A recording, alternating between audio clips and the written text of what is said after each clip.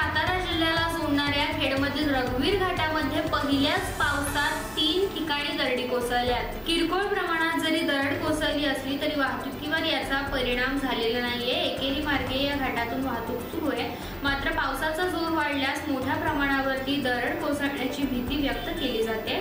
दरवर्षी दरड कोसळण्याच्या भीतीमुळे हा घाट पावसाळ्यात बंद असतो।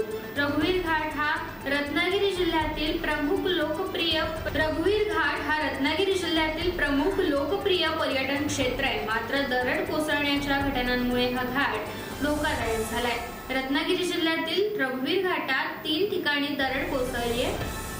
वाहतूक एकेरी मार्गे सुरू आहे, मात्र दरडीचा धोका कायम आहे। सातारा आणि रत्नागिरी जिल्ह्याला जोडणाऱ्या रघुवीर घाटात 3 ठिकाणी दरडी कोसळल्या। रघुवीर घाट रत्नागिरी जिल्ह्यातील लोकप्रिय पर्यटन क्षेत्र म्हणून देखील प्रसिद्ध आहे। दरवर्षी दरड कोसळत असल्याने हा घाट पावसाळ्यात बंद ठेवण्यात येतो। सध्या रघुवीर घाट सुरू आहे, मात्र एकेरी मार्गाने घाटातून वाहतूक सुरू असून दरड कोसळण्याचा धोका देखील कायमच आहे।